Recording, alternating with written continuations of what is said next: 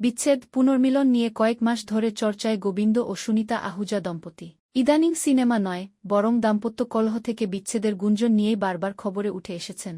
এর মধ্যেই মামি সুনিতা আহুজার সঙ্গে সম্পর্কের দূরত্ব ঘুচেছে গোবিন্দর ভাগনে কৃষ্ণা আহুজা ও তার স্ত্রী কাশ্মীরা শাহর। সম্প্রতি অভিষেক ভ্যাসের ইউটিউব চ্যানেলে সাক্ষাৎকারে সুনিতা বলেন, ভালো সন্তান আর বাবা হিসেবে ফুল মার্কস পেলেও স্বামী হিসেবে পরজন্মে গোবিন্দকে আর চান না। সুনিতার কাছে জানতে চাওয়া হয়, তিনি কি কখনো স্বামীর ভক্তদের নিয়ে ঈর্ষান্বিত হয়েছেন? উত্তরে বলেন, যখন আপনি আপনার স্বামীর প্রতি আত্মবিশ্বাসী আর সেই সময়ে যদি কোনো হিরোর সম্পর্কে কিছু শোনা যায়, সেটা কোনো বড় ইস্যু নয়। আমি কিন্তু ৯-এর দশকের সময়কার কথা বলছি, বর্তমান সময়ের নয়। শোর সঞ্চালকের সামনে সুনিতার অকপট স্বীকারোক্তি, গোবিন্দ ছেলে ভালো, কিন্তু ভালো স্বামী নন। পরে সুনিতা জানান, গোবিন্দ একজন ভালো ছেলে এবং কিন্তু স্বামী হিসেবে তিনি চান এমন একজন, যিনি পার্টি, ডিনার, ছুটি এসব উপভোগ করতে জানেন।